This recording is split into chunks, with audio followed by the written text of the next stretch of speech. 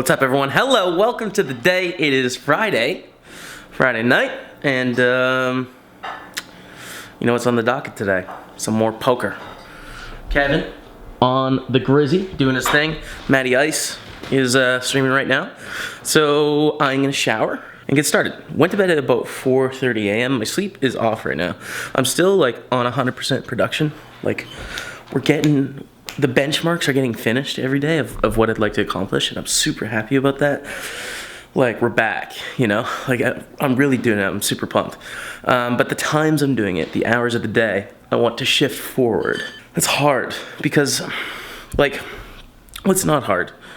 You wake up and you're really tired. But the problem is, it's really hard to make good content when you're tired. So, like, if you sleep for 3 hours and stream, that stream's probably gonna suck to reset. So I don't know what to do. Like, you can do like weird things like dehydrate yourself and then you'll just sleep less, or drink. You can drink and then you'll sleep less, and then the quality isn't affected so much, but I'm not sure how to fix it, so we're gonna work on that. Maybe Monday is gonna be a bridge day, we'll see. So yeah, quick shower, and then I'm gonna be firing up the stream, and pretty much just starting everything we got to do today. So stream, make YouTube videos, make hand reviews, study 2 hours, eat clean tonight, and stream and sleep. That's what's on the docket. Thanks for joining me on the journey. Let's do it. Yo, you guys like this camera angle? I have my hand here just in case the camera falls. We have this little thing. Yeah, I'm putting it right there. Anyways, so last night, I got a really bad cramp. And I don't know if you guys have ever had it. I'm sure most of you have had a cramp. But it was about 9 in the morning, and my leg cramped up. It's still like super sore in bed. And when I had it happen, like I was screaming, you guys, I was screaming. So this pain comes on and your muscles, like, you know, in and out, and it's fluctuating or whatever. And I was just thinking in my head, like, I can't control this pain. I've had it before in the past where my leg cramps up, and I literally couldn't stop myself from screaming. Like, Matt was streaming at the time, and he like ran into my room. He thought something was really wrong. Like, he was ready to, like, you know, fight for my life. It was just a leg cramp, but like, I wish I could control that much pain in my head. That'd be epic. I can't though. I literally can't do it. Definitely the worst pain I've ever felt is leg cramps. Because already the circulation is not great, and being a big guy, like, my calves are like rock, you know? They're like really rock. Like, feeling them right now, like they're hard. So yeah, that really hurt. I asked on Twitter about it, and most people said it was dehydration, and then potentially potassium as well. That makes sense. I was pretty dehydrated yesterday. I didn't drink enough water, so I'm gonna do that today. But holy crap, that hurts so bad. Screaming, just like 10 in the morning. And immediately after, I was exhausted, which is usually what happens. I'm just like, yeah, it's like you just pass out. I can't imagine what it's like for people that have full body seizures. Having that in their whole body, like how exhausted you'd be after. Just, oh God, I'm actually gonna shower now. Yo guys, I totally figured it out in the shower why I had the cramp, and I don't know why it clicked to me in the shower, but it did. So I've been eating low carb recently, so I'm in ketosis, I believe. This used to be called Atkins diet back in the day. Keto diet is typically what people use. Now there's like a big subreddit about it and stuff. So this form of eating is something that I've done a decent amount of my life. I did it when I was just going into university, and I think I dropped like 60 pounds or so over like 7 months. And pretty much existed off like eating chicken Caesar salad at lunch and then stir frying vegetables for dinner, and that was like, that was my day every day. But one of the side effects of ketosis is dehydration. That's it, dude. That's it. Dehydrated. Need to have more water. We'll be fine. So we solved the problem. My dad has actually been on a form of ketosis for like probably 12, 13 years now. He used to be a little bit overweight, like not me by any means. But you know, was maybe holding like an extra 20, 30 pounds over where he should healthily be. And he went on the diet with me at that time. I think I was in like grade 8 when I first started that. And I lost some weight, but then fell off the lifestyle change. But he stuck on it, and he's been on it for 12 years. Just a healthy dude.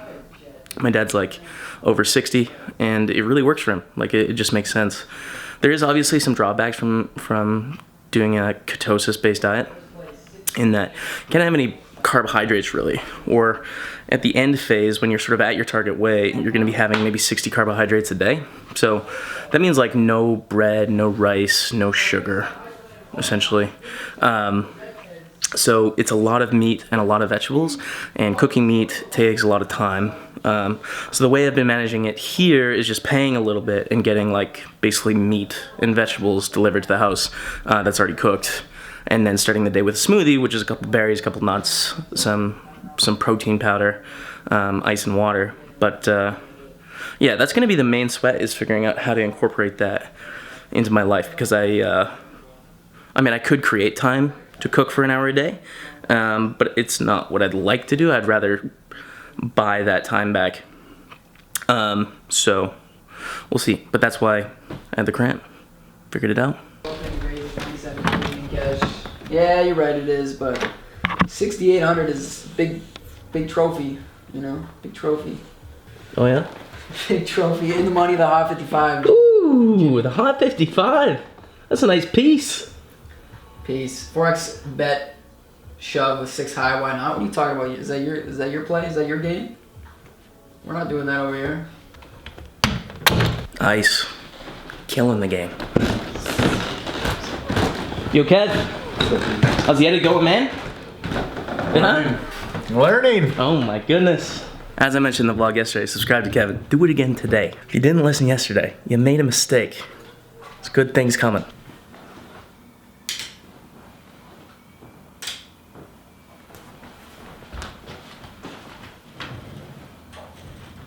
Yo, testing 1, 2. Is this working? Are we live? What's up, everyone? How's it going? Welcome back to the stream. Today, we're going to be playing some tournaments. It's Friday evening. Yes, we've done 2 late streams in a row. I'm sorry to hear.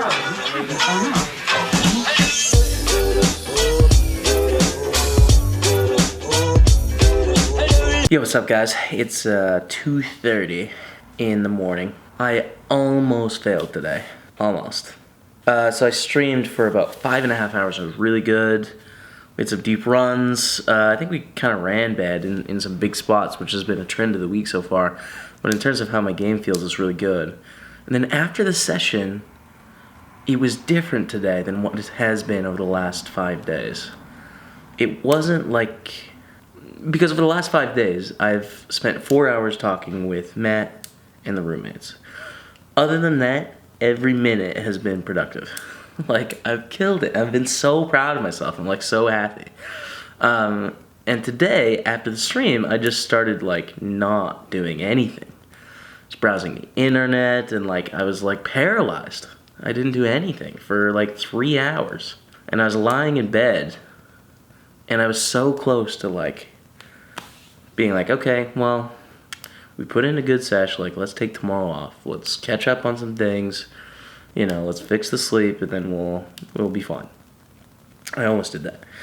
And I almost fell into an old habit, which is not a fun thing to say for you guys, but like in this sort of mode of I was unproductive, I sort of failed, I feel a little bit like depressed, like I can't do anything, which is certainly what I felt for like an hour or 2 or 3, probably 2. The first hour of procrastination, I didn't feel guilty, I guess. I came downstairs and I tried to order pizza. It's true. It's true, I did. But it was closed, which is a great thing. Because when I said it was closed, I was able to like, okay, you've done this maybe 50 times in your life where you have an unproductive day and you seek solace in eating something unhealthy. You're hungry, that's fair. But I took a step back. I was like, listen, all this talk about going for it and shooting and dreaming big, and a part of that is certainly having to act at levels way bigger than you could expect. So there's like a moment of clarity where I was like, okay, what am I doing? Do I want this? Yes, I want this. So what I did instead was I ordered some healthy food, which is on its way right now. And instead of not streaming tomorrow and not finishing the content that I was going to do tonight, I recorded 3 clips in the last hour and a bit. I'm finishing this vlog, which I was just going to abandon. And, you know, we've flipped a switch. I don't get 100% credit because I did almost follow through. But we did something different than what default me would have done, 8 months ago. We turned out of this sort of depressive mindset that we fell into for a couple hours and turned it into a positive where we got some stuff done. So overall, I feel pretty good now and accomplished. And that may be silly to those of you that don't have the same issues as me. It may seem very simple, but to me, that feels good. It feels like quite a good accomplishment. So I'm happy. Let's eat some good grub and get on the study grind. So I want to end today's vlog because, again, my day was sort of spent in this chair. I wanted to talk about something that was a little bit different, make this vlog about a little bit more than just my day here. And today I wanted to talk about managing a bankroll in poker because I think it's such a huge topic that people outside of poker don't really understand and people in poker struggle with. Of all of the people that I talk to about bankroll management and how to manage your money in poker, I think it's where 95% of people fail is on this specific concept, and it's really important. So to give you a little background on my story, I started playing poker when I was 18, turning 19. And I didn't know anything about the game. I didn't know what a bankroll was. I didn't know how to manage money. I had worked minimum wage jobs with some tips from the age of 13 till where I was at that point. So money management was not something important to me. It's just like, you just work to make money so that you can buy a few things and that's it. So when I started poker, I made 3 $100 deposits, and that was my initial investment into poker. And the first 2 I blasted through fairly quickly, trying different games and feeling things out. I had a job, I had some income, it was just fun, even though I sort of felt as if I wanted to do something in the game. And the third one stuck, and the third one stuck because I was very lucky. I got 5th or 6th place in a $3 rebuy on PokerStars. And back then, the $3 rebuy was huge. So 5th place was worth $2,700, which is like a lot of money. I'd never had that much money before. What I would do is I had a golf program that cost about $2,500 a year, and my parents would make me pay for half of it, so I would work and pay off that $1,250, and that felt like a lot. So to have $2,700, like, whoa, what's going on? I actually owed my brother some money for paying for those golf programs at that time. Did not pay my brother back at that point. I didn't know how, I was irresponsible. So anyways, $2,700, and I proceeded to run that down to $12. But at the $12 point is where I had like a moment of clarity, and I decided to learn how to get good. And I did. And after that point, I practiced good bankroll management, and I haven't had a problem since. The least amount of money I've had is maybe $6,000 since I crossed that threshold. So bankroll management is a way to negate the variance, the swings that are natural in anyone's poker game. You can be Phil Ivey, you can be the very best player in the world, and if you don't leave enough room for chance, you're gonna go broke and you're gonna fail.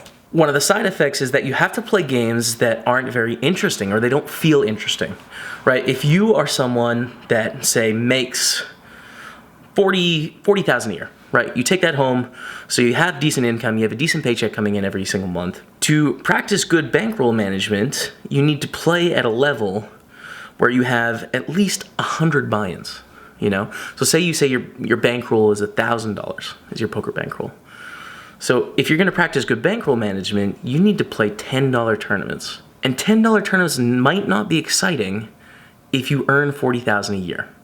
The reward might not motivate you enough to want to play at that level. And it works the same way for cash games. It might not motivate you to win $12, a buy-in and a bit, playing for an hour or something at that level. But it's important because until you get up to the higher levels and you're gonna win, unless you're fine losing for a while, you need to have that system. And let's say that you lose 10 buy-ins, you know, and your $1,000 is down to $900. Well, now you can only play $9, right? So it's this constant fluctuation of here is my acceptable range of things that I can play. And in this range, I'm gonna try and find the best things for either entertainment or the best things for the amount of money that I can make. And it's always a sliding scale, right? And for me, I never played backed, so I've never had a backer that put me in tournaments and then, you know, we'd split it up, although that's very common in poker. I would sell action to some of the bigger events, but only when they were outside of my bankroll management. So I was always able to adjust, and I think what really helped me was that it was very exciting to win $100 because I'd never had any money before, right? So bankroll management came very naturally because any amount of money was very exciting. I think that's why I had a lot of success in the beginning and why some people that hop in the game at 35, 40 years old may not, because that patience is harder to come by. The premise is that managing your money is everything in poker.